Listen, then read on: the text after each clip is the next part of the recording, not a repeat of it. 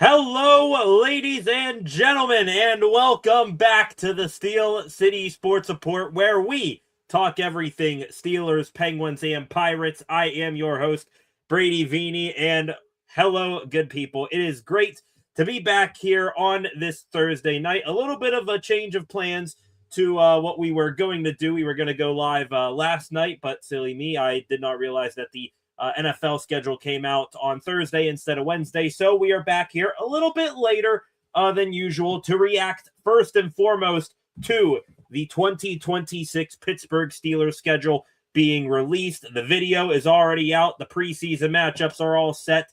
And there are some juicy regular season matchups and storylines to get into here tonight. And maybe along the way, we will, give predictions at the end of it saying, I think Steelers are going to win this game. I think they are definite losers in these matchups. We're probably will be way wrong on those predictions once the season gets underway. But hey, let's have a little bit of fun with what is quite honestly one of the bigger events of the NFL offseason. I'm going to be honest. I thought the draft was the end-all be-all of the NFL offseason, but tons of people do like when the schedule gets out and people can go out, make their plans, travel arrangements, all of that. So here in a moment, we'll talk about the schedule that just came out within the last couple minutes of the Pittsburgh Steelers. We'll also, near the back end of the show, get into some Pittsburgh Pirates and Penguins talk. The biggest stories around those two teams. The Pirates, winners of another series. They just wrapped up a three-game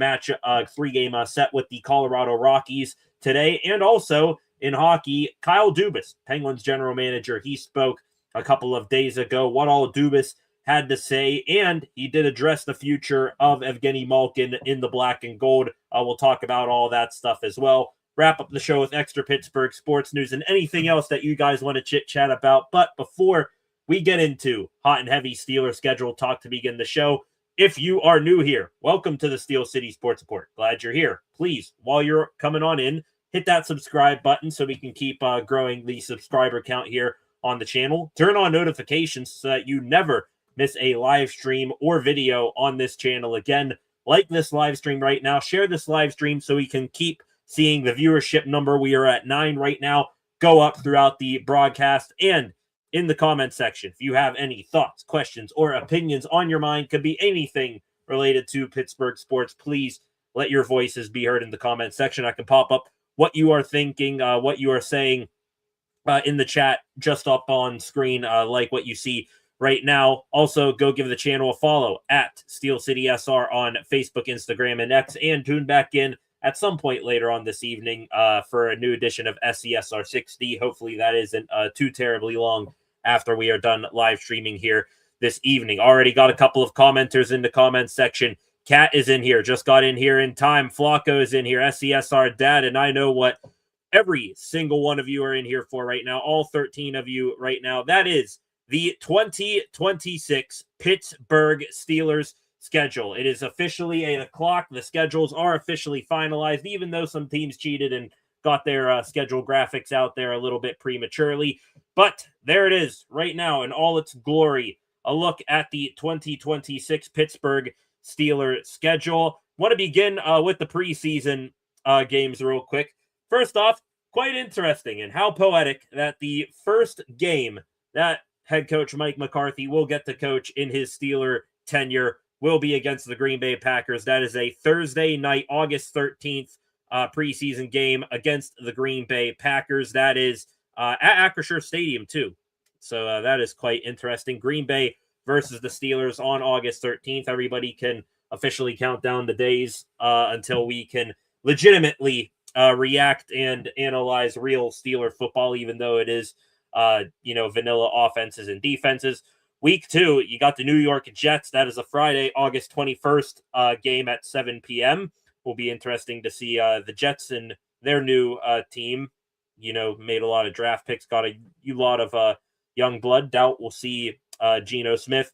And then the Steelers, they wrap up the preseason on the road, taking on the Buffalo Bills. Feels like the Bills are one of those teams that the Steelers seemingly always every other year match up with in the preseason. Was at a Steeler-Bills preseason game not all that long ago. Got to see former quarterback Mitch Trubisky in all his glory. That's a preseason week 3 game against the Buffalo Bills. It is Thursday, August 27th at 7 p.m. And then you get into the real thing, the actual thing here, the schedule for the Steelers, regular season 2026. The Steelers, I believe, have the 6th fewest miles travel-wise this upcoming season. The only teams that travel less than the Steelers this upcoming season, the 7th best travel schedule. The only teams with an easier travel schedule for the Steelers this season, that is the Jets, Packers, Buccaneers, Bears, Browns, and Panthers. And the Steelers at just over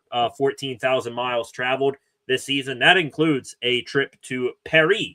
And yes, the first international game in Paris the Steelers will be a part of. At the schedule right now, how about this? It's been seemingly forever. I mean, I know they had their season opener be at home against the San Francisco 49ers a few years ago, but my goodness, is it a breath of fresh air for once in every, blue moon to see the Steelers start off the season at home? How about that? Atlanta Falcons, week 1, September 13th, 1 p.m. Kickoff. A lot of 1 p.m. kickoffs for the Steelers on this schedule, which, especially at home, which you like to see. So the Falcons, they come into town. You're going to get one of Michael Penix or Tua Tagovailoa. Either which way, I'm sure that the Steelers pass rush is going to love to get after those guys. And a thing with the Falcons coming here, Steelers all time against the Falcons at home, they are 7-0-1. Now you couple that with, I think, not all that rosy of a record at home in the season opener for the Steelers. One trend is going to be bucked right there. I'm hoping that the Steelers continue their success against the Atlanta Falcons. Week 2, Steelers on the road to take on the Fighting New England Vrabels, or Fighting New England Rossinis, whichever one you want to call them. The Patriots, didn't they play? No, it was week 3 last year. I was going to say, didn't they last year play the Patriots in week 2? But no, I think it was week 3. I doubt that, however, when you go into that Patriots game, that the Pats are going to have some major fumbleitis, kind of like what they did in that week 3 matchup last year against the Steelers. I think everybody remembered that. That was the whole, nobody could hang on to the football. Ramondre Stevenson, he had like 3 fumbles. I think Travion Henderson had another. Drake May had one. So we'll see if the Steelers pass rush and that defense can make life a living hell for the Patriots, just like they did damn near a calendar year ago, according to this schedule. Week 3, first AFC North matchup of the season. That is the Steelers taking on the Cincinnati Bengals at home. I'm sure Joe Burrow, well, I don't want to, say for sure, but more likely than not, the Steelers actually will get to see Joe Burrow this season because, only 3 weeks into the season, Burrow, we know he's made of glass. He might make it that far. Who knows? That is a 1 o'clock kickoff at home. Then turn around on a short week, Thursday night football, another AFC North matchup, October 1st, 8:15 kickoff in Cleveland against the Browns. And that is one right there. I'm going to be totally honest with you guys here. I did not plan out, any sort of premeditated, this is a win, this is a loss right now. When we do, my predictions here in a few minutes of how I think the schedule is going to go for the Steelers, you can guarantee I am listing that Browns game as a loss. Steelers, they do horrible on Thursday night. They do horrible on Thursday night on the road, and they've been absolutely horrendous in Cleveland as of late. So hopefully things change with Mike McCarthy, but until I'm proven wrong, I'm going to say that is an L there for the Steelers in week 4 against the Cleveland Browns. Week 5, that is when you take on the Indianapolis Colts. They come to town again. Pat McAfee's old team, sort of a split decision game for him right there. That's an October 11th game at 1 p.m. Week 6, heading on down to Flacco country. Flacco in the comment section. Tampa Bay Buccaneers, week 6, October 18th, I believe. I'm going to try to blow this picture up a little bit more. October 18th, that is a 1 p.m. kickoff. So the Steelers get to face Baker Mayfield and that juiced up Buccaneer squad. I think they are a damn good team, and we'll see if the Steelers are able to get the win down there in Florida. I heard a rumor that was possibly going to be a a Christmas game. Thank goodness that is not the case. Week 7, that is when the Steelers go across the pond. 9:30 a.m. kickoff, October 25th in Paris against the New Orleans Saints. The Steelers, they are the designated away team in that game. The Saints, of course, they've got, French connections all throughout their heritage and team. They will be the designated home team. The Steelers, second straight year, they go back across the pond, and this will be the first ever game, the inaugural NFL Paris game, and it'll be in, I think, Stade de France, the stadium they will play in. That seats over 80,000 people. I'm sure the NFL would like to have that packed out. And, the Steelers, I mean, you got the Saints with, a little bit of a France connection right there. But the Steelers, I think the NFL were smart putting the Steelers over in that Paris game. You got a big stadium. You want to pack it out. Send over one of the all-time historic and greatest franchises in NFL history over there across the pond to play. So the Steelers, week 6, they go on the road to take on the Saints in Paris. They come back week 8, no bye week after the France game. Usually, in NFL schedules, when you have an international game, you get a bye week immediately after. Steelers had that last year when they played over in Ireland. This year, not the case. And the Cleveland Browns are going to, for the second time this season, both times that the Steelers play the Browns this season, the Browns, they will have an advantage against the Steelers in terms of rest. They play them on Thursday Night Football on a short week 4, and also they could maybe at home at Acrisure Stadium get to take advantage of the Steelers, maybe with a little bit of jet lag flying back over from Paris. So that is a November 1st, 1 p.m. kickoff against the Browns. Not liking the Browns matchups there and, how they look for the Steelers on paper. Week 9, that is when you get the bye for the Steelers. Not great, but not terrible as well. At least it's not, week 6, like what it was last year. So bye week 9. Week 10, back-to-back AFC North opponents here. Kind of crazy how that worked out. You get the Bengals, followed by the Browns. Now you get the Browns, of course, with a bye week in between, followed by the Bengals. That is in Cincinnati and on prime time television. Sunday Night Football, 8:20 kickoff, November 15th in Cincinnati. And that is going to be a very storyline-rich game. It'll be Steelers versus Bengals, of course. They've had some history on Sunday Night Football before, and that'll be the first time that Mike Tomlin will be in a stadium as an analyst where the Steelers will be playing. It's not at home, but, you got to keep that in mind there. Tomlin going to watch his old team and break down and analyze what they are doing. Maybe, by then you get to see if Aaron Rodgers is still playing for the team, assuming that he does sign with the team. Be very interesting to hear what Tomlin truly thinks about the team and Aaron Rodgers and Mike McCarthy as well.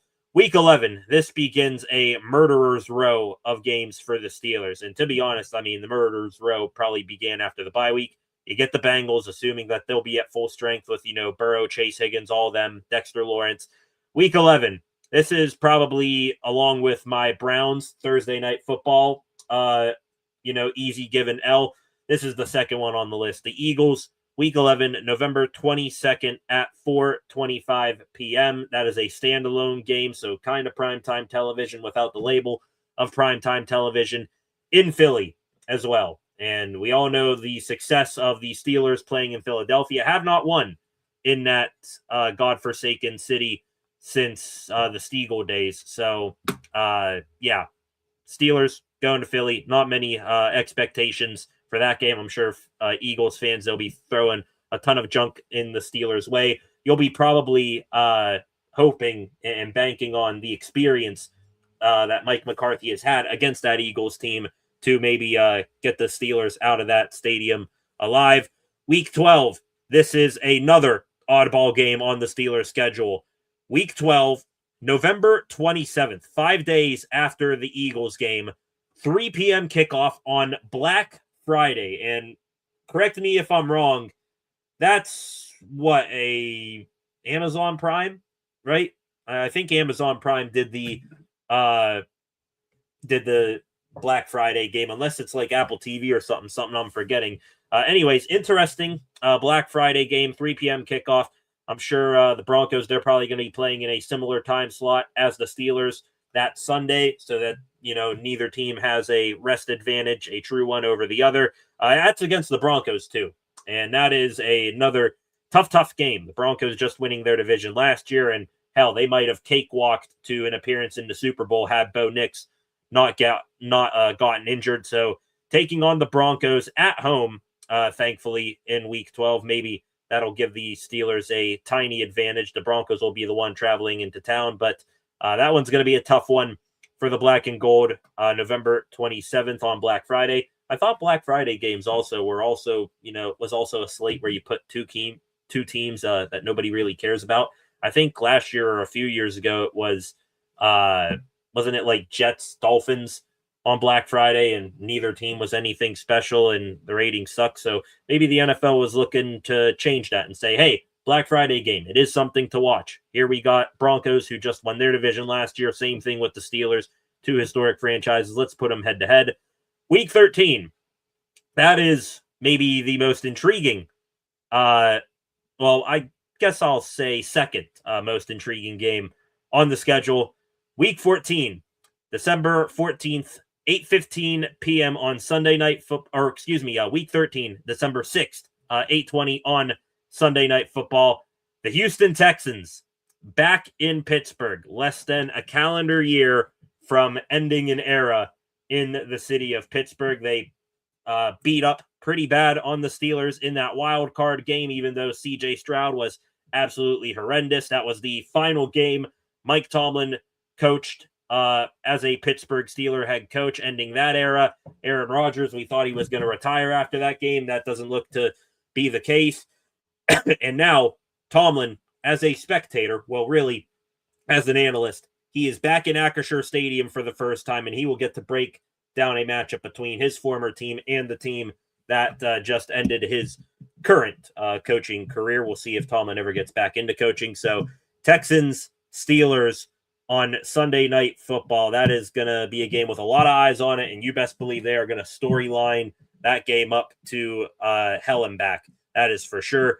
Week 14, Monday Night Football, first time on ESPN of the season and only time for the Steelers. December 14th, 8:15 p.m.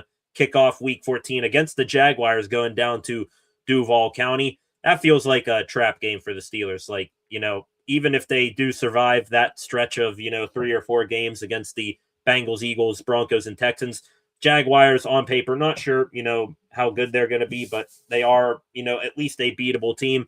That does, though, feel like a trap game for the Steelers to where they would struggle in that matchup. But hoping for the best there on Monday Night Football. Another, no, that's a long week, actually. I was going to say another short week. That's a long week. They get an extra day of rest right there.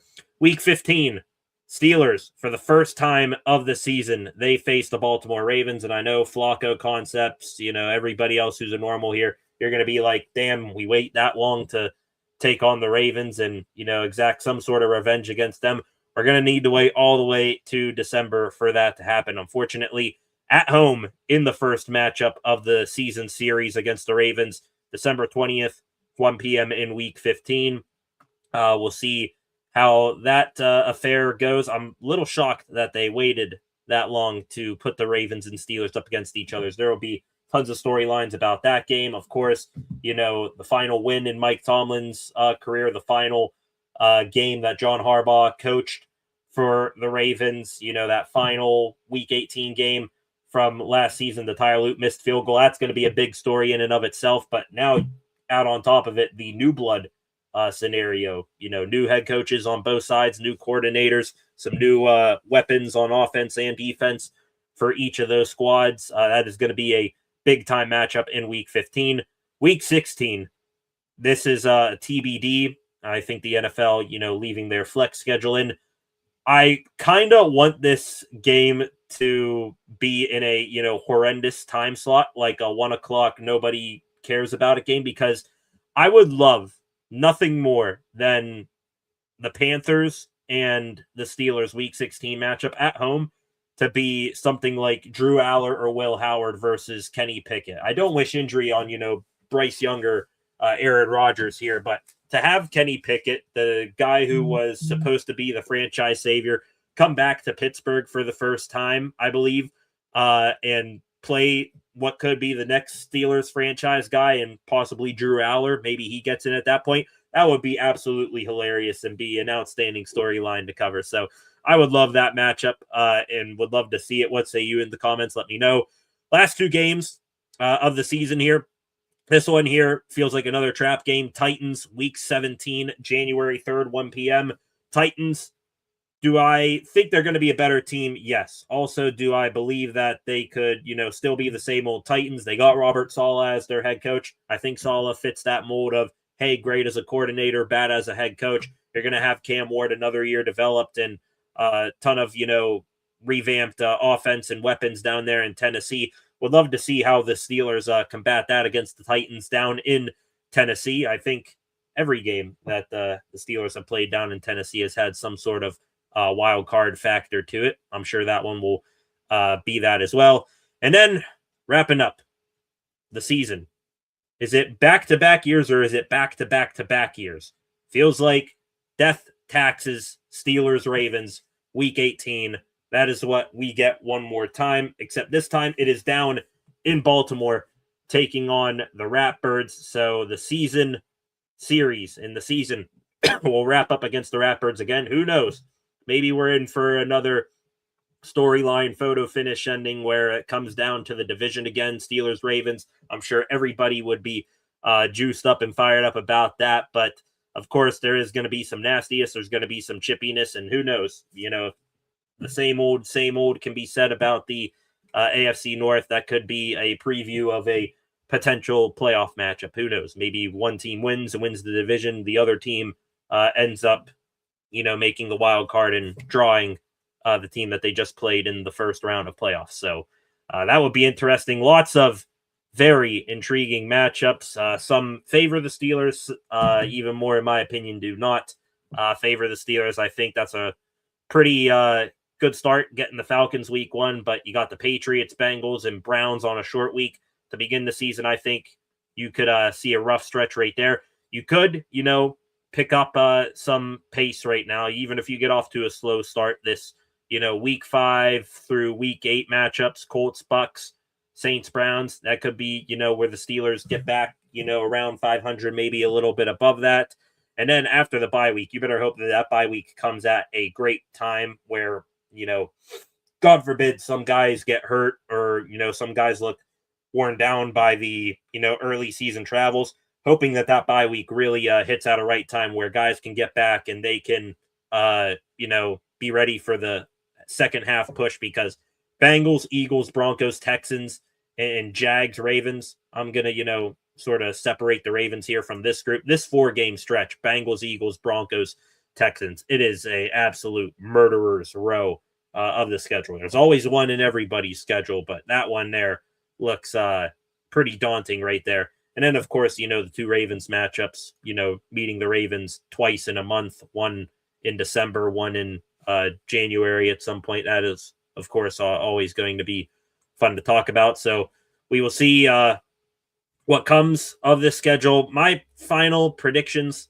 I guess, I'll give here. Another thing of this schedule, too, forgot to mention, a lot of primetime games, Paris, Black Friday games, Sunday Night Football, Monday Night Football, Thursday Night Football. That really tells you that the NFL is going to think a swan song season for Aaron Rodgers. Maybe I'm using that metaphor right. Maybe I'm not. That some sort, a farewell season for Aaron Rodgers is coming. They would not put the Steelers in that many primetime slots. What is that? 1, 2, the Paris game, 3, 4, 5, 6 primetime slots. 7 if you count the 4:25 standalone game against the Eagles. Arguably 6 primetime slots for the Steelers this season. Yeah, I think they know Aaron Rodgers is going to come back. They're going to want the storyline of Rodgers-McCarthy reuniting. They're going to want, the storyline of McCarthy coaching his hometown team, and the AFC just being an absolute wild card, to be honest, coming in this year with all the new coaches and pieces in place. So I guess we'll do final predictions for the schedule, and then I'll go to the comments and get your guys' reactions as well. Falcons week 1. I have a strange suspicion that, the Steelers just, outright suck at home when they, get a week 1 home game. But I think, the Falcons, the Steelers, they have their numbers. And even though a new coaching staff is in play, the Steelers will be able to find a way to win that game. Kind of like, maybe a la like a Jets game last year. Remember that crazy week 1 game? I could expect something crazy like that week 1. Week 2 against the Patriots. I'm oddly enough going to put this as a win. I know, new coaching staff, and you can't rely on the old Tomlin, card here, but Tomlin against Vrabel card. But I think the Patriots and distractions off the field are going to be too much. I'll put a win in there. Maybe the Steelers do get some luck with, fumbleitis and mental errors and, beating themselves up by the Patriots week 2. So 2-0 start.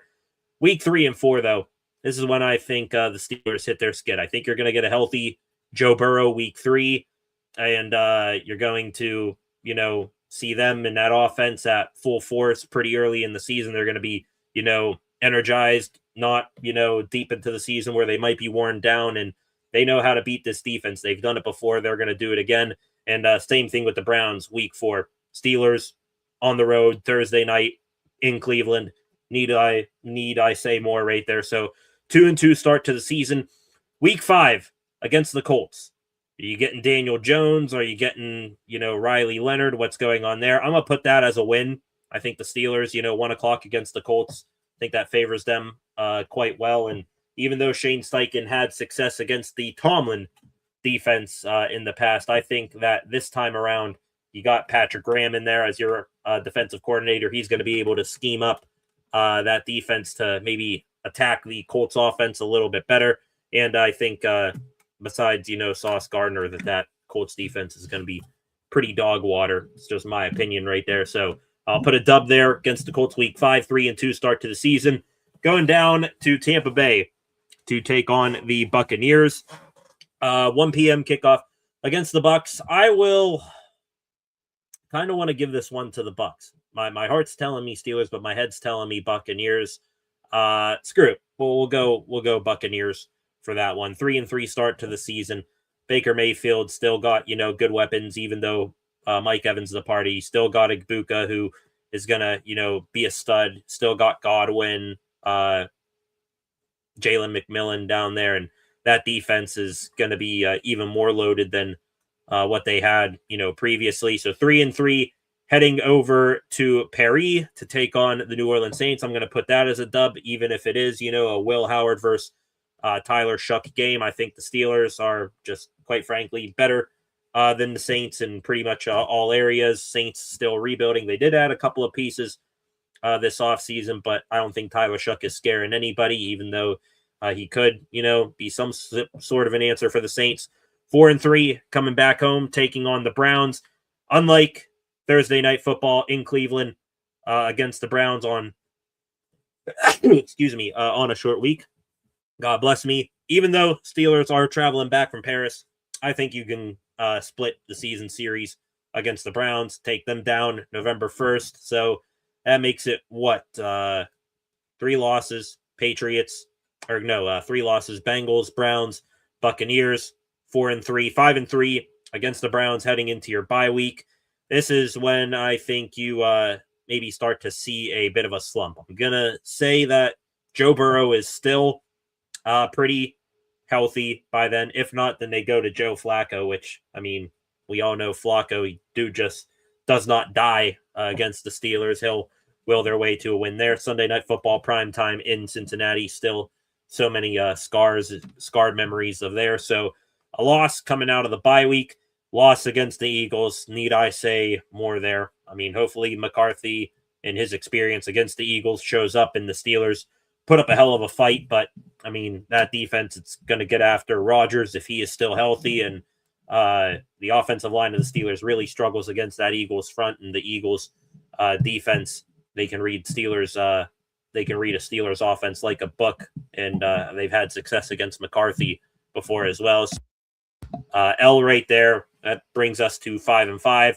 Broncos on Black Friday. This is when I think the Steelers could dip below 500. Assuming Bo Nix is healthy, coming into town, Sean Payton is going to be a tough guy to coach against. And I think that defense of the Broncos is near the best in the NFL, maybe just behind the next opponent on the Steelers schedule, the Houston Texans. This is when I think you see your Steelers turn around. And this is kind of following some sort of Mike Tomlin plot that you've heard of before. Tomlin in the building, Sunday Night Football against the Texans. This is where I think the Steelers just being better offensively, and maybe, who knows, the defense is better with Patrick Graham at the helm instead of Mike Tomlin. This is when I think the turnaround starts. I'm going to have the Steelers getting a big win here against the Texans, take them back to 6-6. Jaguars on Monday Night Football.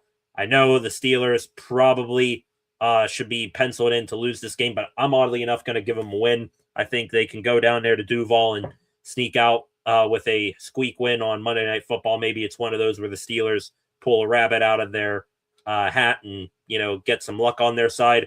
Ravens, Week 15 at home.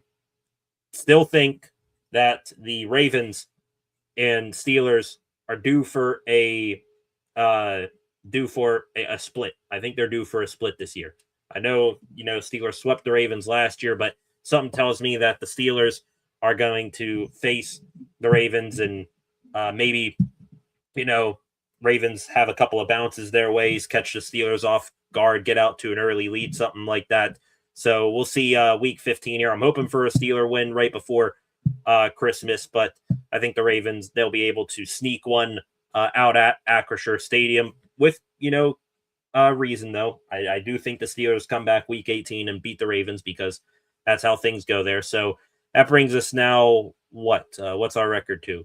Win,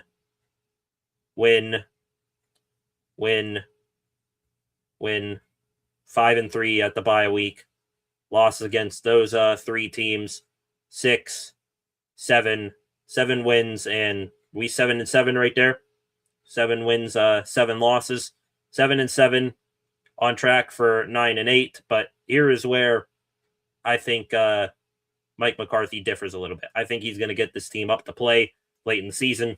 7-7, win against the Panthers. I know you got Bryce Young. I don't care. I'm hoping for the Kenny Pickett game right there, returning to Acrisure Stadium. I'm going to get a win against the Panthers, win against the Titans as well. I think the Titans, they're going to be out of things by the time that part of the schedule rolls around, and then win against the Ravens in Baltimore, because Steelers always seem to do that. And the Ravens, maybe they have a good enough season where they'll be resting guys at that point. So that will put the Steelers at 10-7, probably a wild card berth, and they'll go into the wild card round and maybe lose. Still, similar script to a Mike Tomlin team, even though it's a Mike McCarthy team. But can you blame me? I mean, honestly here, we have been programmed like computers to expect the same thing and predict the same thing over and over and over again. And sometimes it comes without fail. So that is my schedule prediction. Way too early. Schedule prediction for the Steelers. 10-7, wild card round, loss.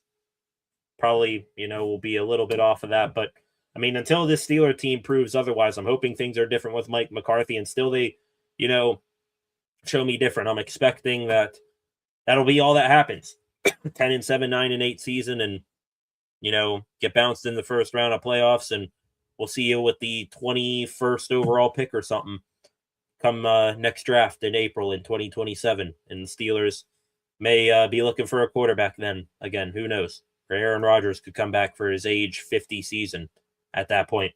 What are your guys' thoughts on the schedule? Let me know in the comments section. We go to that comment section right now. More people chiming on in. B Smiles in here. Nice to meet you. First time viewer. Welcome, B Smiles. Glad to have you here. Christine is back in here as well. Welcome back, Christine. Vegas making a return as well. Derpy in here too. Derpy with an 8-9 prediction. Where did you different, Derpy? I'm not, criticizing that prediction as all. As a matter of fact, I feel that this team, with this schedule the way it's laid out, have a more greater likelihood than they have in, say, half a decade of having a losing season, even one that could be worse than 8-9. So let me know what your thoughts are, Derpy, in the comments section. Who's your, guaranteed loss for the Steelers, guaranteed win, stuff like that. Flacco here. Damn it, was hoping November against the Buccaneers. It's still going to be hot in October, LOL. Yeah, I mean, it still could be pretty, decent out there. But, I mean, hey, who the hell knows with the weather anymore, Flacco? Speaking from experience here, it's, May 14th? up here in Western Pennsylvania, and it was below 50 degrees today, and it was absolutely freezing. Rain was cold. It sucked. Was down in Florida not too long ago, in I think late January, early February, where the weather was absolutely horrendous down there. It was colder than, I'm trying to come up with an analogy that I am blanking on right now. But I mean, who knows with the weather? Maybe it could be, you know, hot down there. Maybe it won't. I wouldn't be shocked. I'm just going off of pure feel here. How would a Buccaneers Steelers game in like a monsoon, like it's just torrential downpour after opening kickoff, how fun would that be? I wouldn't mind seeing something like that just for the pure entertainment aspect of it. After Ravens ×2 and Flacco here, last word for now until the comment section lights up a little bit more. Schedule is scary. Yeah, especially that stretch right after the bye week. Bengals, Eagles, Broncos, Texans, and then Jags. I mean, they're probably the slouch of this schedule, but still a team that can win. And then you got Ravens right after that. Yeah, that is not a good stretch from week 10 to week 15 there for the Steelers. That is where they're going to is that where they're gonna, make some noise in December, or at least, make some noise in November to raise hell in December, or is that going to be where the wheels fall off the bus? Not rolling out a slow start to the season, not rolling out a, nail in the coffin run there from week 10 through 15. So we'll have to pray and hope for the best. Maybe, injury luck follows the Steelers as well. We know that they have been subject to that in the past. Maybe you get like a Tanner McKee if Jalen Hurts goes down, Cole Payton, something like that against the Eagles. Maybe Bo Nix is behind with his ankle or isn't the same guy, coming off of the ankle injury. Maybe you get Jarrett Stidham. Stidham's still there, right? I think. Maybe, Bengals. We know Burrow and his injury history. Maybe you get Joe Flacco then, and maybe McCarthy knows a little bit better how to attack Flacco compared to Mike Tomlin. Texans, I mean, till proven otherwise, CJ Stroud has really regressed. So we'll see here. Very interesting 2026 schedule for the Steelers. I think none of us are denying that, but it does look tough on paper. We'll have to see how the Steelers prepare to get ready for this upcoming season, and hopefully we get to see some positive, schematic changes, philosophy changes, personnel changes, all of that to raise our expectations, of course, above the usual 10-7, 9-8 stuff that by programming I just, resort to. So what are your guys' thoughts on the schedule? Keep those coming in the comments section. We'll get back into Steeler talk here a little bit later on. But in the meantime, want to real quick buzz through the other two top storylines for tonight's show. That, of course, being in the baseball and hockey world. I guess we will start off with baseball here. I want to talk about the Pittsburgh Pirates a little bit, ladies and gentlemen. They are fresh off of a 3-3 road trip out to Arizona and San Francisco. They took two games against the Diamondbacks and only were able to salvage one game out of their series against the Giants. They come back home, and since we last spoke, a good series, all in all, for the Buccos against the Colorado Rockies. Two excellent games sandwiched by a stinker that you hate to see the Bucs lose. But hey, as long as the Buccos keep on going, 500 on road trips, winning, a series, more times than not, I'm going to continue to give praise and, put positivity upon this team. Back to, I believe it was Tuesday night against the Rockies to begin the series, just recapping what all went down real quick. Bucs made a few roster moves before the game began. Endy Rodriguez back in the big leagues. We'll talk about him here in a hot moment. He got recalled from AAA along with Brandon Bedoy, the the promising relief pitcher from AAA. Tons of people were hyping him up. He's had outstanding success in the farm system. The Bucs, in response to calling up Rodriguez and Bedoy, they sent Cam Sanders back down to AAA and put Joey Bart on the injured list with a left foot infection. I'm really hoping that Bart is going to be okay off of that. That is well outside your normal sports injury realm. So hopefully the infection is not too bad and that he is getting the proper treatment. I'm sure that he is. We'll give the Bucs credit. They do have one of the better medical staffs in the league. That is for sure. It was a Paul Skeens day back on Tuesday. A lineup put out there by manager Don Kelly, and did it reflect? First inning, Nick Gonzalez. I mean, dude is on an absolute tear right now. He got the Bucs on the board in the first inning with an RBI single to right field. Gonzalez this season, I believe, in the last month or so, Gonzalez is hitting damn near 500 with runners in scoring position. He has been maybe the brightest unexpected surprise for the Pirates so far this season. I mean, dude, you were worried about, is his bat ever going to develop? He was drafted as, a bat first type of player. How's his transition to third base going to go? Is he going to be reliable defensively there? Is he going to, be outplayed by Jared Triolo? I think Gonzalez, early on here, we'll see if he holds on to it. He has put, some of those speculations to rest. He is hitting consistently. His glove at third base has been pretty damn good, and he right now is looking like a everyday player in this Bucs lineup. Bucs made it 2-0 in the second inning.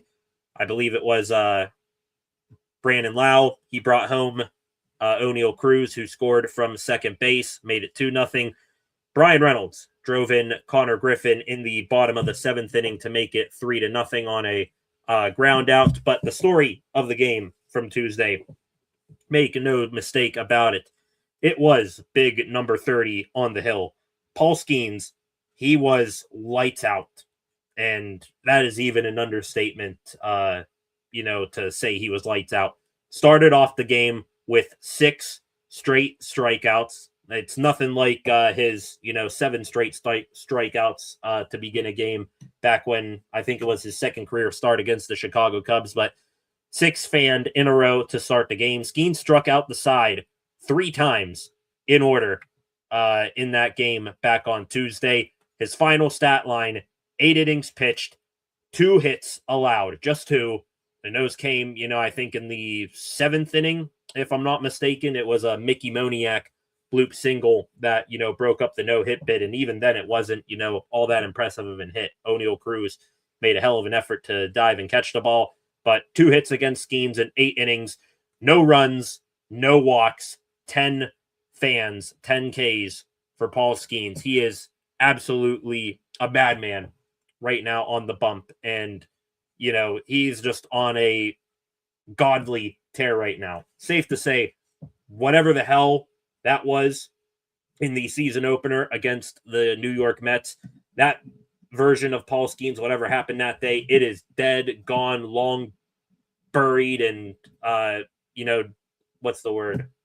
Not disintegrating.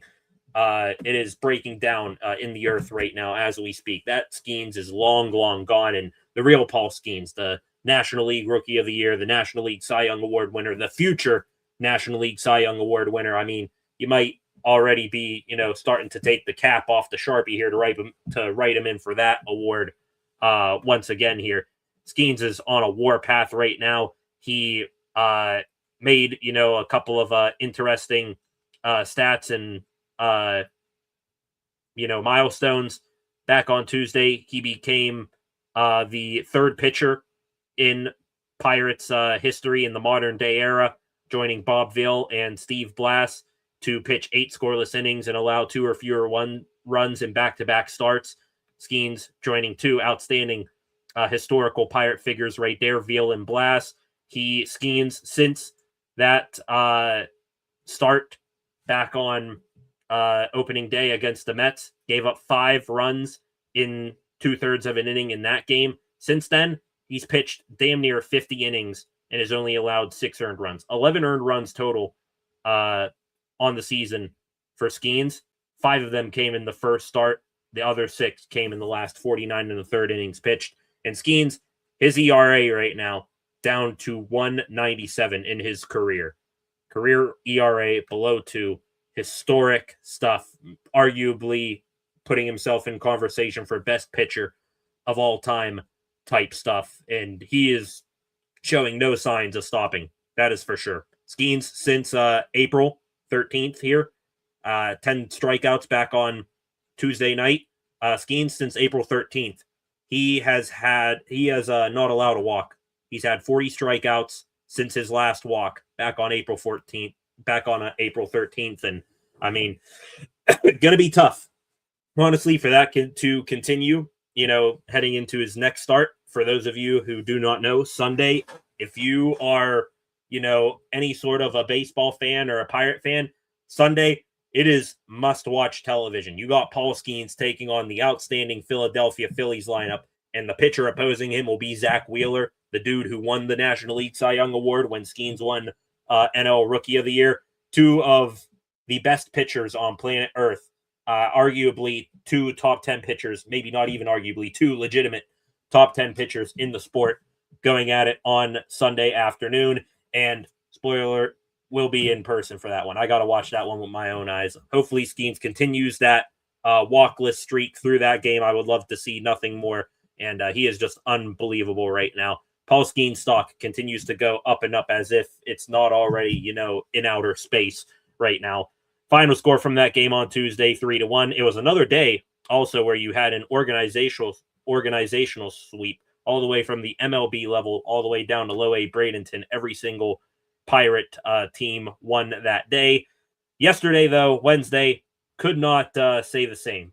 Whatever, success they had pitching-wise on Tuesday, it did not work out. Yesterday on Wednesday, game started a little bit late due to a rain delay, but the Bucs, they fell to the Rockies by the final score of 10-4.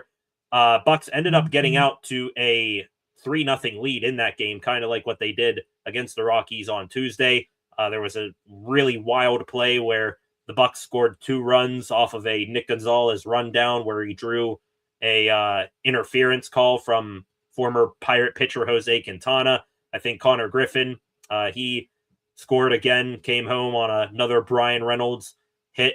Seems to be a nice little connection right there. But Mitch Keller, perfect through 4 innings. Thought Keller was, heading for another one of his typical 6 innings pitch, get out of it with minimal damage, night and day. Keller's awesome. 5th inning, some reason, Keller blew up. 6 earned runs against him. Bullpen behind him did not do him any favors either. Justin Lawrence, who has been pretty awful this season, he allowed 3 earned runs in the 9th inning. Brandon Bedoy made his MLB debut. He got hit around a little bit. So 10-4 was the final back on Wednesday yesterday. But today, Bucs, granted, a team that always knows how to punch back and avoid super long losing streaks here. They win today by the final score of 7-2. It was a 12:35 first pitch. Mason Montgomery was the opener for the Bucs. Bucs went with a bullpen game. Montgomery started, was followed the next inning in the second by Evan Sisk, and then the bulk guy, Karma Majinski, came in and pitched quite well. The Bucs, Majinski, solid 5 innings. Ryan O'Hearn, 2-run homer, really helped the Bucs along in this one. But player of the game today for the Pirates, and maybe this is something to pay attention to moving forward, Endy Rodriguez. Joey Bart gets a foot infection. Rodriguez gets called up, does not see action Tuesday or Wednesday in the lineup today, catching the bullpen game. And Endy, 2 for 3 with 2 RBIs. I think he had 2 doubles as well. Maybe we overslept, or maybe we slept on a little bit, or underestimated Endy Rodriguez. Dude hasn't been healthy. That's a knock on him, is durability. He's, had injuries, all throughout his career, is coming off of a nasty Tommy John-like injury in his elbow. But who's to say Endy maybe just needed a little bit of extra time in the minors? Maybe that, injury history was a blessing in disguise. Imagine Endy Rodriguez all of a sudden comes up here and starts hammering the ball. Hank Davis, love his defense. Honest to God, he, reminds me of me when I, used to play baseball growing up. Dude who is sound as hell defensively, but doesn't hit the ball that often. Hank ain't impressing anybody with the bat. Joey Bart, got a little bit of a run the past couple of weeks, especially in that West Coast road trip and looked like he hit the ball quite well. But, I mean, he still overall this season hasn't impressed anybody.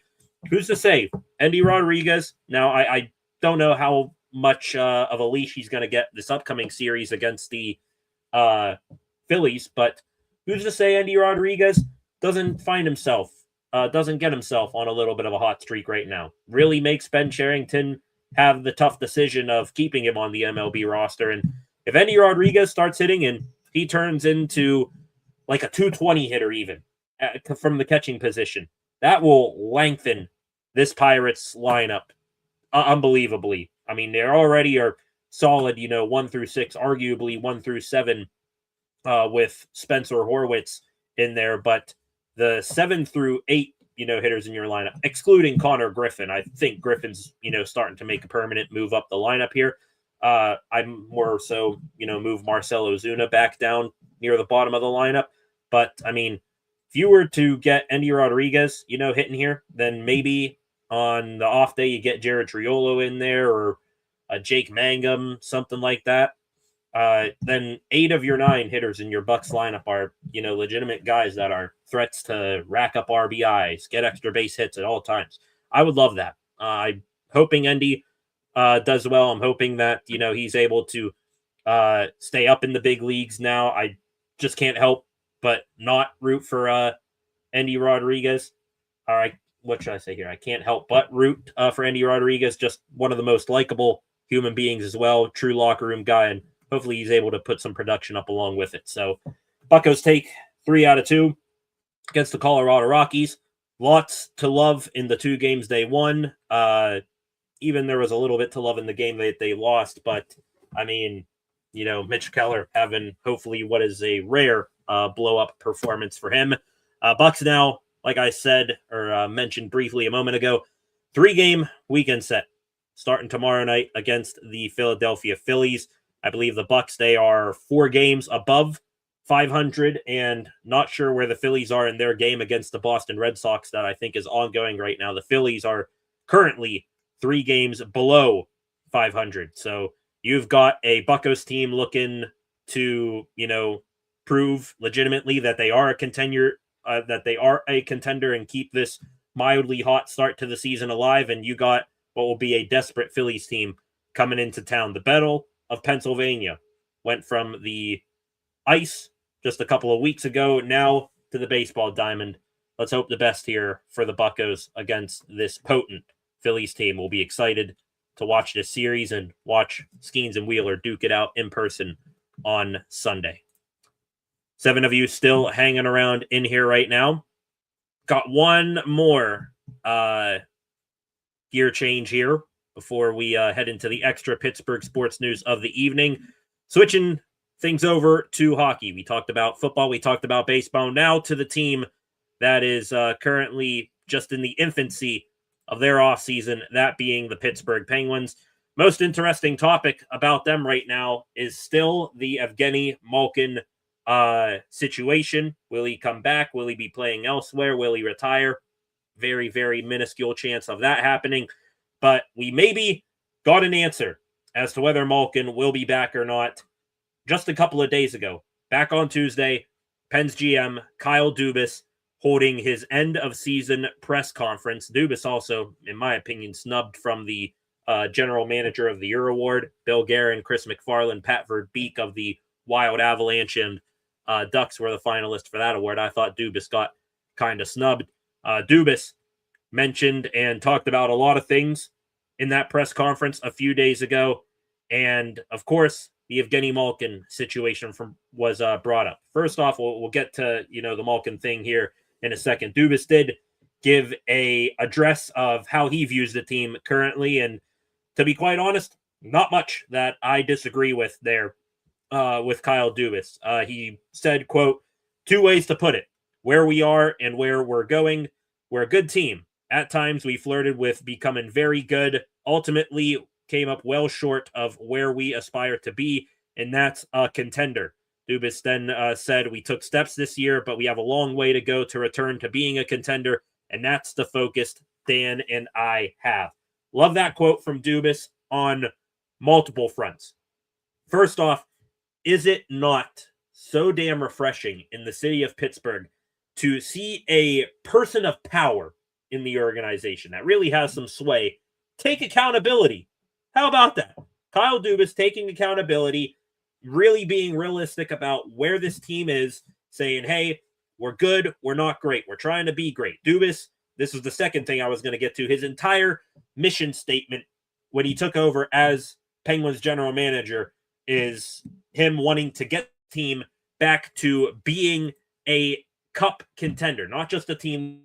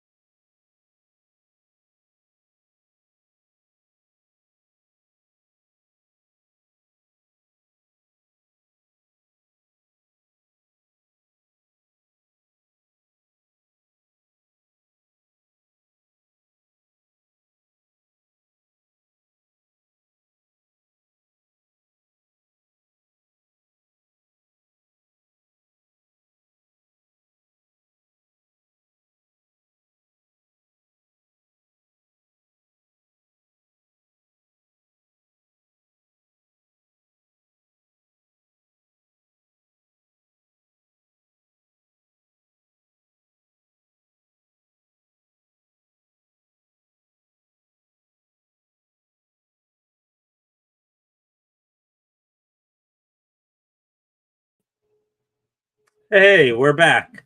How about that?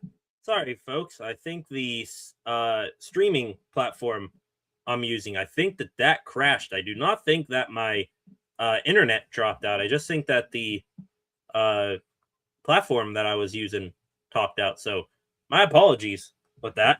Not sure how much of this Dubas talk you guys heard, but picking up where we left off here, talking about Kyle Dubas here in his press conference back on Tuesday. Penguins GM.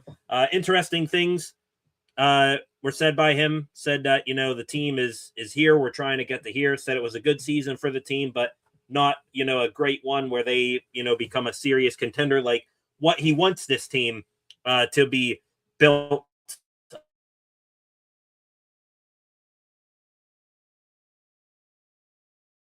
back as. So love that accountability from Kyle doing status, not just playoff making status. And also, ain't it a bit refreshing to see a Pittsburgh sports team, unlike the Pittsburgh Steelers, take accountability? A person, of power having a backbone saying that this team needs to improve and, be above, the status quo, the standard. So love hearing that from Kyle Dubas. I mean, really sticking to his guns there and making sure that this team does someday get back to cup contention.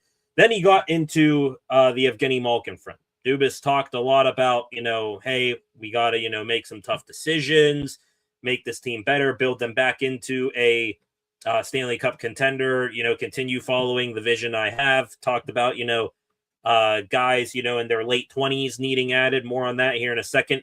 Did not sound for about the first 5-ish to 7 minutes of that press conference for Kyle Dubas. Did not sound like a glowing or ringing endorsement that Evgeni Malkin was going to be making a return next year until the very first question he was asked by reporters. He changed his tone a bit. He was asked simply, is Evgeni Malkin going to be a Penguin in 2026? Dubas stepped that portion of the question. He did say, though, I like this here a lot, said that he and Malkin personally and directly had a great interview, and that Dubas and his representation, Dubas and Malkin's representation, JP Barry, they continue to work and be in contact and see if a deal can be hammered out for Malkin. And Dubas said, I think at the end of it, we would love to have him back. We would love to have Malkin back. That right there, we would love to have Malkin back. I think that is maybe the new ownership coming in. I think they would kind of love to have the publicity of, having Evgeni Malkin on a farewell tour. I think that is the ownership talk in there when Dubas says and we would love to have Malkin back. Not saying that, Dubas hates Malkin or truly wants to, move on from him 100%. One thing that does make me believe that Dubas does want Malkin back is starting to, waver a little bit on, I think in his mind, Dubas's mind, this entire season was the last season for Malkin, but Malkin goes out there, performs the way he did. I think Dubas now starting to rethink that a little bit. One thing I love from Dubas, again, totally being honest here about the situation, said, I think something along the lines, Malkin isn't blocking anybody, and that Malkin had a fire rekindled in himself that Dubas did not think was possible. Those two things right there, Kyle, that Dubas said. Malkin has, a new energy about him, the way he played this past year, and that he's not blocking anybody. Both solid points by Dubas. Both are true, by the way. I mean, you can't argue with facts. Who's Gino blocking?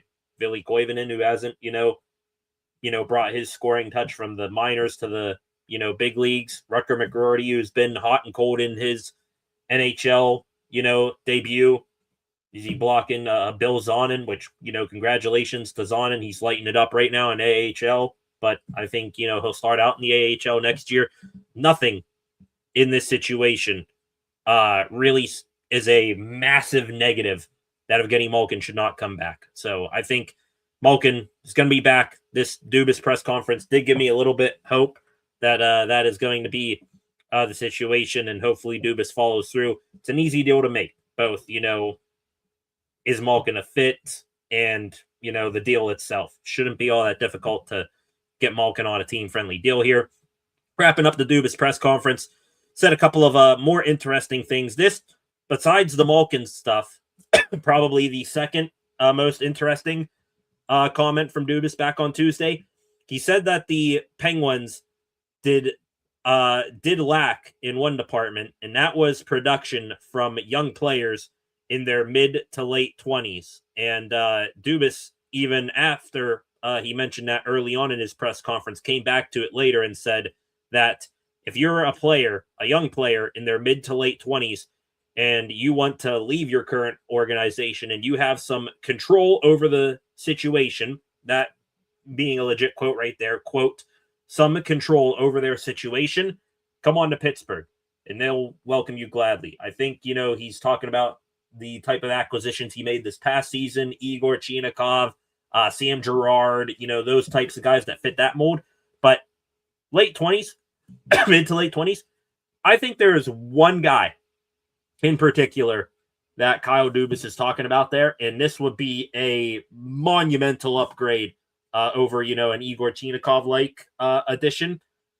I think when Dubas says if you're a young player, mid to late 20s, looking for a fresh, change of scenery, and you have control of your situation, that whole, layout right there fits no better situation and no better person than Austin Matthews up in Toronto. Matthews, late 20s? Right now he's 28. I think he's about to turn, something like that, under contract, so he's going to be, traded. And he has control over his situation, I think, Matthews here. There's a whole ongoing saga right now up north in Toronto. The Leafs, they're going through an organizational change. They brought in a new general manager. They just fired their head coach, Greg Berube, yesterday. They're going to be bringing in a new head coach. They got the first overall pick in Gavin McKenna. He's going to be drafted by them unless they, go some weird route and draft Ivar Stenberg or whatever the hell his name is, second overall. You're going to have a new front office, a new coaching staff, a new, philosophy and all that, and a new top line center all in one offseason for the Leafs. Where does that leave Austin Matthews? Who the hell knows? And I think Matthews himself is wondering that. He said, Matthews, that he's going to wait till like July-ish, or at least that's a, scuttlebutt report from one of the NHL insiders. He's going to wait till July to make his decision on what he's going to do.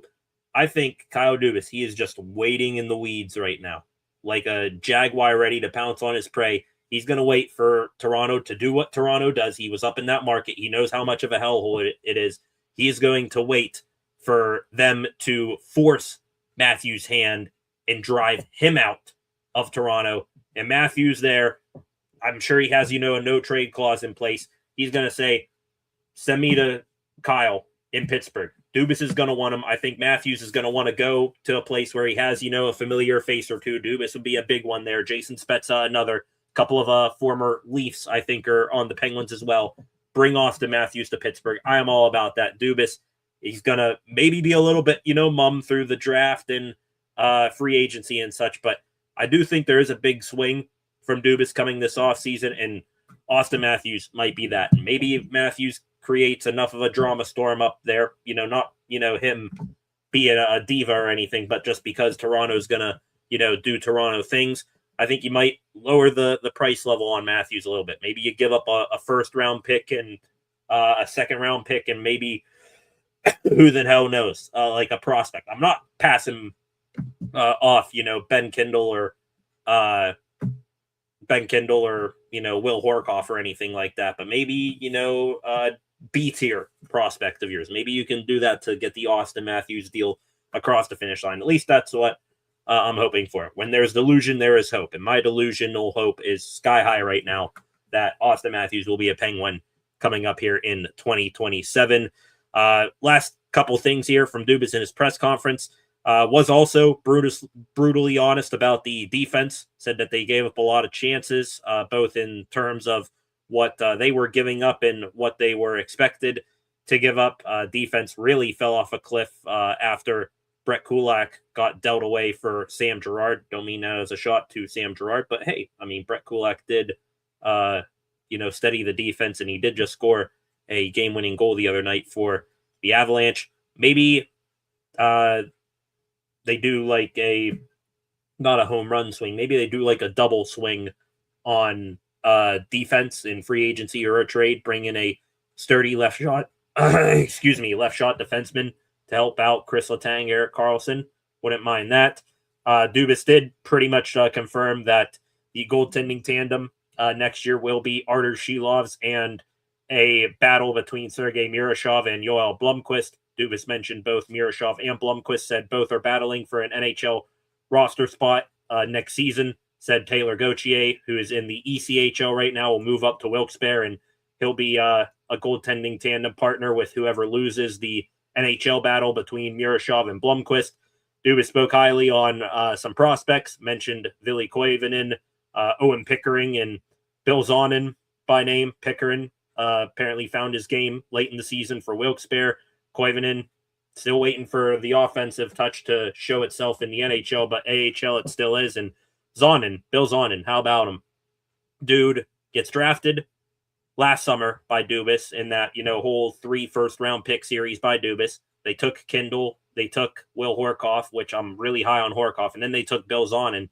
Zonin going to be a, Patrick Hornquist type player, I think, in the NHL, but damn, is he off to a hot start in Wilkes. Gets, added to Wilkes-Barre's playoff roster just a couple of days ago, makes his AHL playoff debut 2 nights ago, scores a goal in his first game, which was a 2-0 shutout win for Wilkes-Barre, and then he scored again tonight, I just saw right before we went off, so right before we went live. So Bill Zonin, remember that name, kids. He's going to be in the NHL maybe sooner rather than later.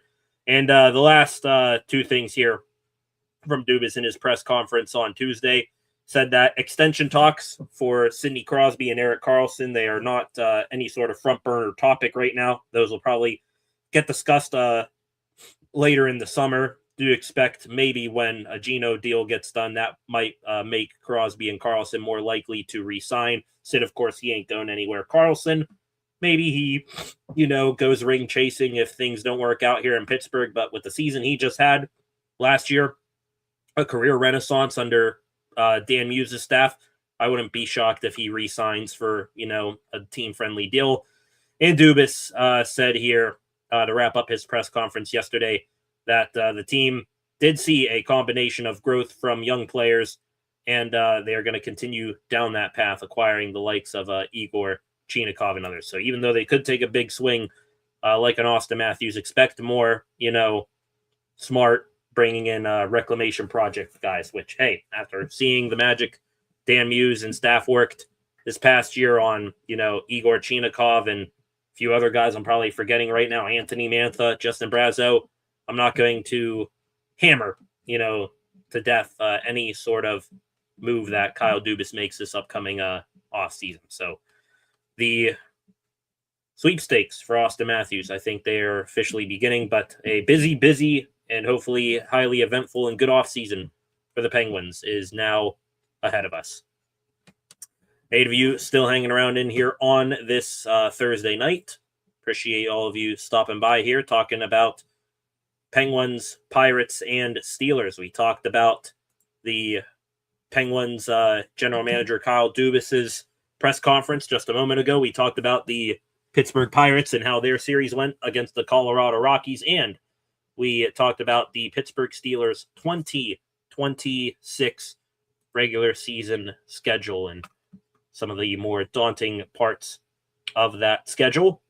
Looking here, if there's anything new on Twitter before we get into the extra Pittsburgh sports news of the evening. Update on that Wilkes-Barre-Scranton Atlantic Division Finals playoff game right now. Pens won Game 1 of the Atlantic Division Finals by the score of 2-0. The Pens on their way to winning Game 2 of the series. They are currently up 3-0 on the Springfield Thunderbirds, I believe is the AHL affiliate of the Florida Panthers.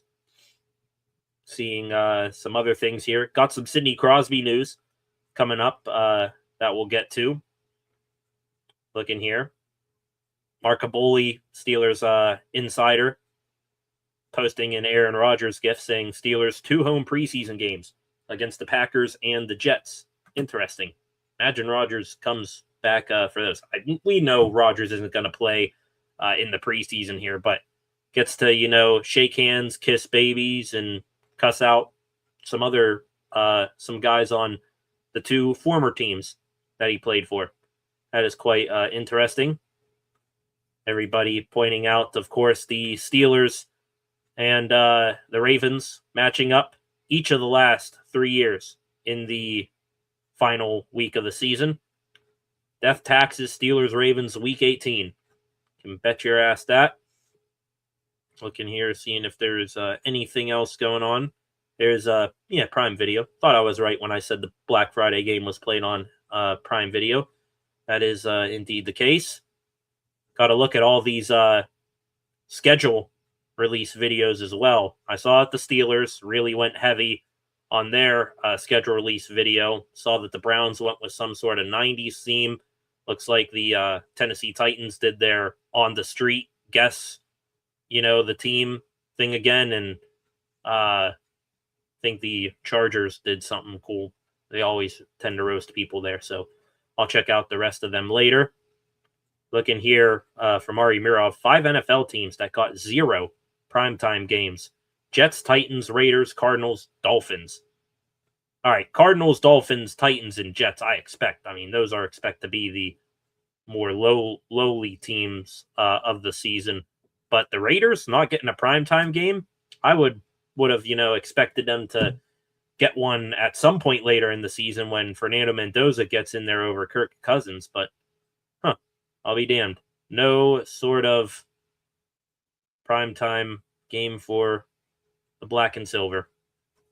Looking here, Panthers just put themselves in for a curse.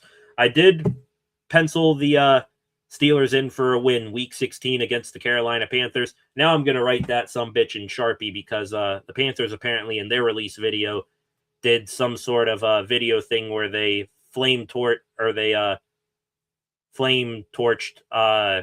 terrible towels. Don't mess with the terrible towel, kids. Might not, bite you in the ass immediately, but it will get you down the line. So, Panthers, Steelers, Week 16, that's a dub. And I think that is just about going to do it for what I'm seeing here on Twitter. So, we'll wrap up now, ladies and gentlemen, with the extra Pittsburgh sports news on this May 14th on a Thursday. Where did I leave off here with the extra Pittsburgh sports news? Let's get back into football. How about it? Extra football news here on this May 14th. Omar Khan talked about Aaron Rodgers again.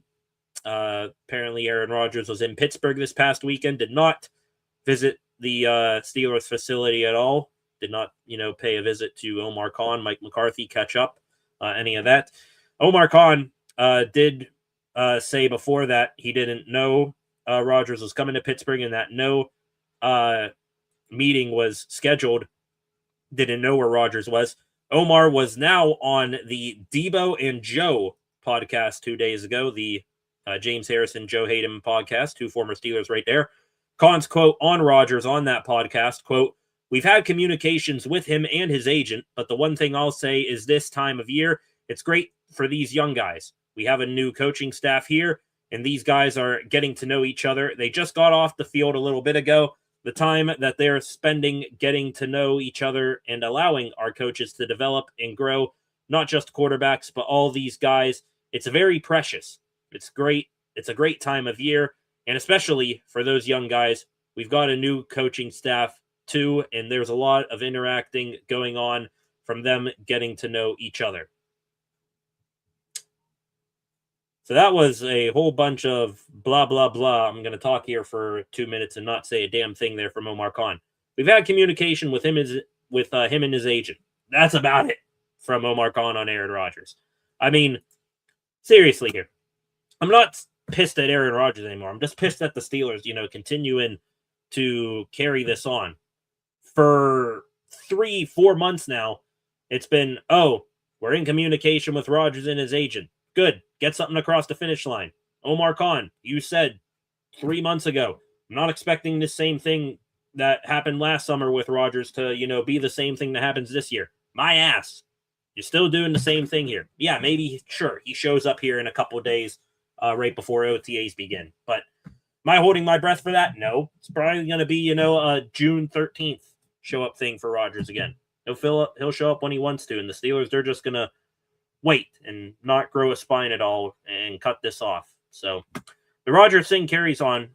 Khan knows nothing. Rooney knows nothing. McCarthy knows nothing. It's waiting on Rodgers' time, of course, which is the only time that the Steelers know. Steelers' second phase of workouts also took place this week, and I think took place today as well. Got to see a bunch of the guys back in the building, bunch of the regulars. Highsmith there. Got to see some of the new Steelers in at least Steeler practice jerseys. Jamel Dean, Michael Pittman. Got to see Roman Wilson in his new 14. That is sick. Derek Harmon getting some work in. Rico Dowdle as well. That's fun to see. One guy I don't think we saw any pictures of, but a guy who is there and still working with Mike McCarthy, Drew Aller. According to Brooke Pryor of ESPN, Steelers beat writer, the Steelers are, quote, essentially uninstalling everything Drew Aller learned about playing quarterback and re-uploading their own fundamentals and mechanics on Aller. So everybody, hold your horses. Don't overreact to that video a couple of days ago from rookie minicamp about Aller, going through a footwork drill really, really slowly. A, he's coming off of an ankle injury, and B, Steelers unlearning everything Aller did at Penn State, which we all know James Franklin there didn't, view Aller as a priority in his development, and relearning him everything, even though it is with McCarthy and he might have a more, outdated, offensive philosophy. I'm here for it, and I want to see where it goes here with Aller. It's not like we're doing it with a first-round pick yet either. It's a third-round pick, which if he does well, great. If he's not, sure, third-round pick, tiny bit high, but not anything to lose sleep over. So we'll see this new Drew Aller, apparently, maybe in the preseason. Last few things here on the Steelers, real quickly. Corey Trice, waived by the team. He is now a free agent. The first Omar Khan pick, or I should say, of the Omar Khan era. One of the first picks of the Omar Khan era, and the first player Omar Khan drafted is now no longer with the team. Sucks for Corey Trice. Thought he and Joey Porter could have been a special, avatar corner duo, but too many injuries, and that ACL really got torn up by Trice. Hoping he finds health and latches on to a team elsewhere. The Steelers signed safety Makari Page to a one-year contract, UDFA out of Michigan in last year's draft, 6'3", 197 pounds. Most likely a camp body, but hey, at that size, maybe he could be a special teams killer. Speaking of killers, serial killer Chris Boswell, his contract with the Steelers extension is now official. Steelers officially, said it was a 5-year contract because, they want to make it look in their favor as much as possible, but it's a 4-year extension on top of this final year for Boswell. Ryan Shazier has a new role with the Steelers as well, was on Mike Tomlin's coaching staff. Shazier stays. He's now an alumni assistant of some sort. Not exactly sure what his title is, but he's going to be helping former Steeler players off the field. Congratulations to Devlin Duck Hodges, tied to country superstar Lainey Wilson.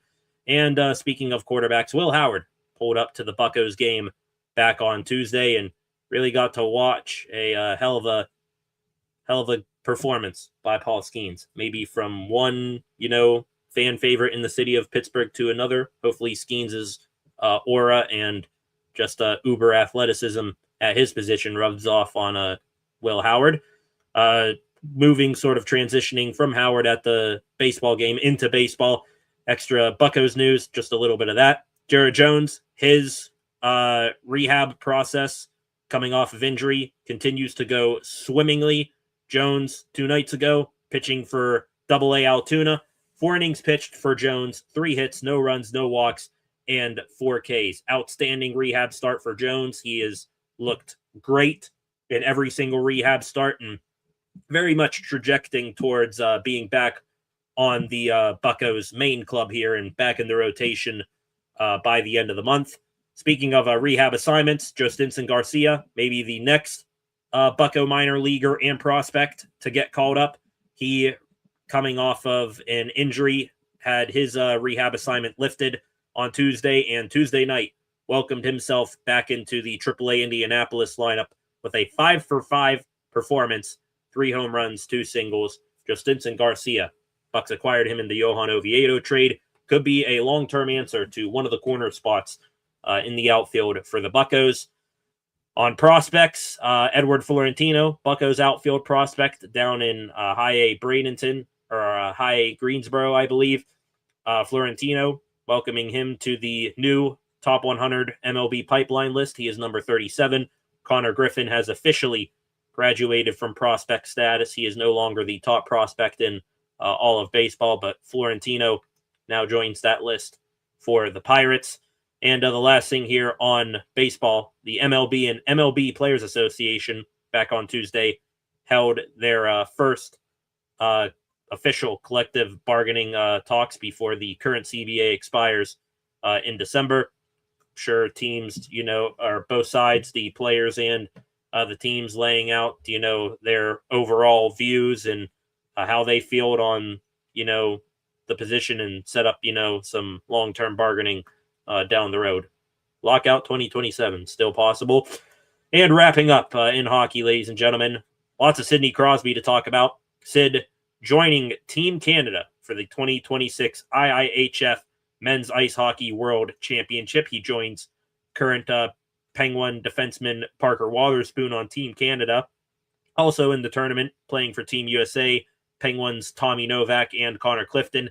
Sid, little bit surprised. I mean, I know he's consummate professional Captain Canada through and through here, but I am a little bit queasy. It's not, as high stakes hockey as the Olympics. It's still, best on best hockey in terms of, country wise. But Sid, coming off of getting injured in the Olympics, I would rather him rehab that knee all summer and make sure he's 100% healthy for next season. But I'm not going to stop him, Sid loves playing hockey, and who am I to, douse his love for the game? And he's going to play for Canada. Maybe he feels that it's a bit of unfinished business that he didn't finish the Olympics. Who knows? So Sid's off to play for Team Canada. I believe the IIHF Hockey World Championship Tournament, I believe that begins tomorrow. We'll see if Sid is in the lineup for Team Canada. He will not be wearing the C, however, for Canada. He is Captain Canada in name, but not on jersey. The captain of Team Canada is still 19-year-old Macklin Celebrini, who was awarded the C a couple of weeks ago. Sid said, hey, it's all you, young pup. I'll take an A. So Sid's an alternate captain. Crosby also recently named number 2 on the CHL's top 50 players of the past 50 years. The, not sure, what is it, the Canadian Hockey League, the CHL, or no, yeah, Canada Hockey League. Sid, of course, of the QMJHL. That's his official minor league that he grew up playing in. Sid, number 2 on the list, only behind Mario Lemieux on the list. So Sid and Lemieux, arguably the top 2 Canadian hockey players of the past 50 years, at least when they were growing up as teenagers in juniors. So congratulations to Sid and Crosby, those 2 ahead of Wayne Gretzky, Connor McDavid, and Mike Bossy. And my last thing for the Penguins today, happy birthday to Sam Girard. So that's going to do it for tonight, ladies and gentlemen. Starting to lose my voice a little bit. There was also, outside of sports, a crazy trade today with the Pittsburgh Zoo and Boston Zoo. Apparently 2 apes got traded. A lowland gorilla and a silverback gorilla got traded. A 7-year-old western lowland gorilla named Frankie is coming to Pittsburgh.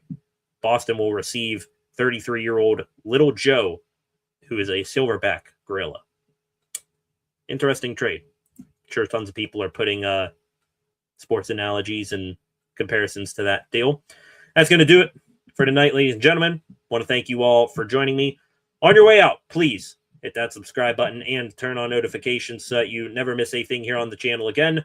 Like this live stream, share this live stream, and in the comment section, anything you have left on your mind, get those in there after the fact as well. Shout out Flacco, Concepts, Vegas, Christine, SESR Dad, B Smile Vegas, all of you guys who are in here tonight. Derpy, appreciate you all for coming on by as we reviewed the Steelers 2026 schedule. And now on to the rest of the offseason for the Black and Gold.